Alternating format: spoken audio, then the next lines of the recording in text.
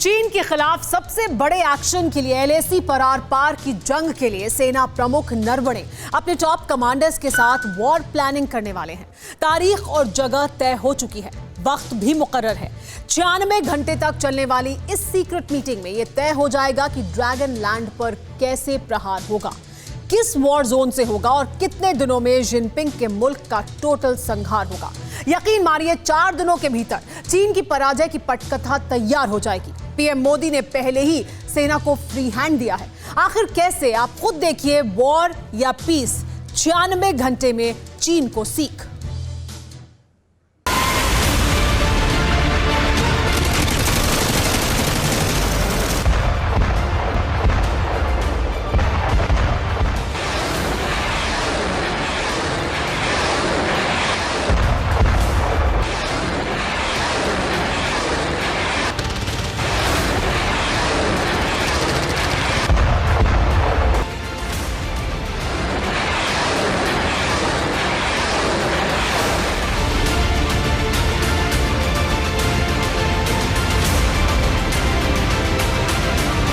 भारत और चीन के बीच एलएसी पर तनाव अब अपने सबसे भयानक दौर में पहुंचने वाला है। इतना भयानक जिसे देखकर दिल दहल जाएगा।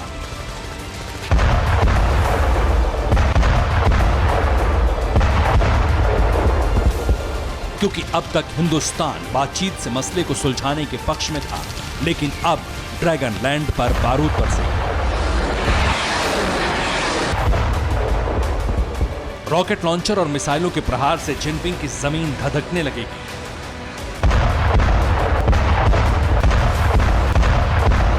एलएसी पार राफेल और अपाचे का विध्वंसक अटैक चीनी फौज की रूह कपा देंगे।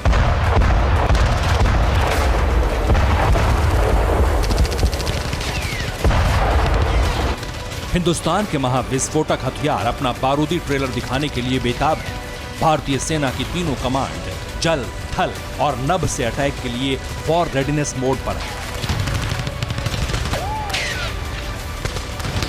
इंतजार है तो सिर्फ 26 अक्टूबर का, क्योंकि 26 अक्टूबर को आर्मी चीफ सेना के टॉप कमांडर्स के साथ राजधानी दिल्ली में कॉन्फ्रेंस करेंगे। सेना के कमांडर्स के साथ होने वाली कॉन्फ्रेंस को लेकर अब तक जो जानकारी सामने आई है उसके मुताबिक 26 अक्टूबर को आर्मी चीफ सेना के कमांडर्स के साथ मीटिंग करेंगे। राजधानी दिल्ली में 4 दिनों तक आर्मी कमांडर्स की बैठक चलेगी। 4 दिनों में एलएसी पर चीन के खिलाफ युद्ध की रणनीति पर फैसला होगा। सेना अध्यक्ष के साथ आर्मी के टॉप कमांडर्स ज्वाइंट कॉन्फ्रेंस भी करेंगे।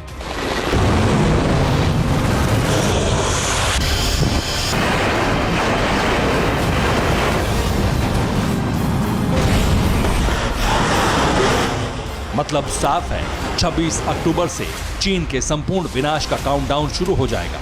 96 घंटे में सेना प्रमुख टॉप कमांडर्स के साथ मिलकर ड्रैगन पर अटैक का ब्लूप्रिंट तैयार कर लेंगे और इन्हीं 96 घंटों के बाद यह तय हो जाएगा कि ड्रैगन पर पहला वार कहां से होगा, जमीन से, आसमान से या फिर नीले समंदर से।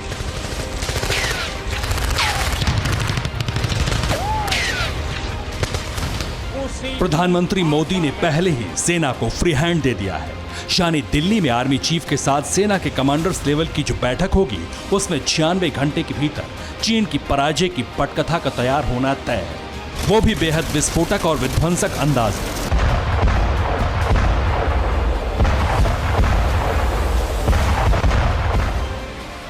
यानी ड्रैगन की पीएलए फौज और उसके सिरफिरे तानाशाह शी जिनपिंग के पास सिर्फ 10 दिनों का वक्त बचा है। जी हां, सिर्फ 10 दिन।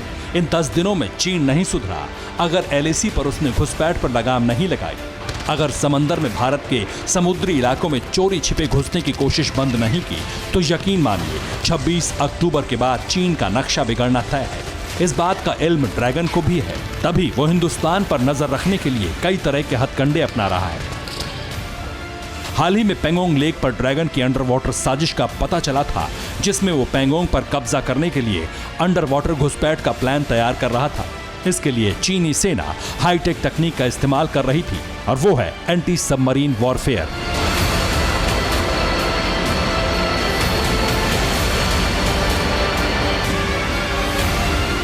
सैटेलाइट तस्वीर के जरिए ये खुलासा हुआ है कि चीनी एयरफोर्स ने पैंगोंग त्सो में अंडर वाटर एक्टिविटी पर नजर रखने के लिए खास तरीके के एयरक्राफ्ट का इस्तेमाल किया, जिसका नाम है Y8GX6 एयरक्राफ्ट। Y8GX6 एयरक्राफ्ट का इस्तेमाल चीनी नेवी एंटी सरफेस के साथ पनडुब्बी युद्ध के लिए करती है, लेकिन पीएलए ने अपने एंटी सबमरीन एयरक्राफ्ट को वुडून एयरपोर्ट पर तैनात कर रखा है। आखिर कैसे Y8GX6 एयरक्राफ्ट पेंगोंग लेक में अंडर वाटर घुसपैठ कर रहा था, पहले ये समझिए। Y8GX6 में मैग्नेटिक एनोमली डिटेक्टर यानी MAD बूम लगा है, जिससे पानी के अंदर छिपी पनडुब्बियों का पता लगाया जा सकता है। इसके अलावा ये पानी के भीतर हर गतिविधि का सटीक मुआयना करता है।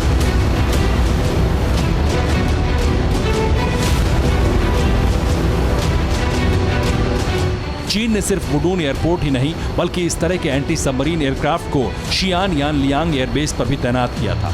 अब तक चीन LAC पर आमने सामने की जंग पर आमादा था, इसलिए ड्रैगन ने LAC पर भारी तादाद में सेना, टैंक और आर्टिलरी के साथ हैवी डिप्लॉयमेंट किया था। लेकिन LAC पर कुछ ऐसा हुआ जिससे ड्रैगन पीछे हटने पर मजबूर हो गया। आखिर क्यों, पहले आप उसे देखिए। लाइन ऑफ एक्चुअल कंट्रोल से जो ताजा अपडेट सामने आया है उसके मुताबिक LAC पर तैनात PLA के 80 जवानों की ठंड से मौत हो गई। नॉर्थ पैंगोंग से PLA के सैनिकों के शव को निकाला गया। अभी भी दर्जनों की तादाद में चीनी सैनिक अस्पताल में भर्ती हैं। चीनी सैनिकों को ठंड से बचाने के लिए टेम्परेरी अस्पताल भी बनाए गए। हिंदुस्तानी सेना का खौफ और LAC पर ठंड का प्रकोप, चीन पर डबल अटैक ने जिनपिंग का माथा ठनका दिया है। इसी आनन फानन में PLA ने जवानों की मौत से घबराकर रोटेशन पॉलिसी पर काम करना शुरू कर दिया है। चीन की टेंशन इतनी भर तक नहीं है। ड्रैगन के खिलाफ सेना की ताकत को बढ़ाने के लिए 365 दिन 24/7 डिप्लॉयमेंट और सैन्य साजो सामान सीधे LAC तक पहुंचाने के लिए मोदी सरकार ने जोजिला टनल का भी काम शुरू कर दिया है। 14.2 किलोमीटर लंबी इस सुरंग के बनने के साथ ही अब भारी बर्फबारी में भी लद्दाख के किसी भी इलाके में जाना बेहद आसान हो जाएगा। आखिर कैसी होगी एशिया की सबसे लंबी सुरंग, पहले आप वो समझिए। जोजिला पास के नीचे करीब 3000 मीटर की ऊंचाई पर यह सुरंग बनेगी। इसकी लोकेशन NH1 यानी श्रीनगर लेह हाईवे में होगी। 14.2 किलोमीटर लंबी इस सुरंग को बनाने की कुल लागत करीब 6,809 करोड़ रुपए है। साल 2026 तक ये सुरंग पूरी तरह से बनकर तैयार हो जाएगी। हैदराबाद की मेघा इंजीनियरिंग को जोजिला टनल बनाने का जिम्मा सौंपा गया है। इस टनल को भारत के लिए सामरिक नजरिए से भी काफी महत्वपूर्ण माना जा रहा है। इसलिए केंद्रीय मंत्री गडकरी ने भी मेघा इंजीनियरिंग के MD कृष्णा रेड्डी के योगदान का खास तौर पर जिक्र किया।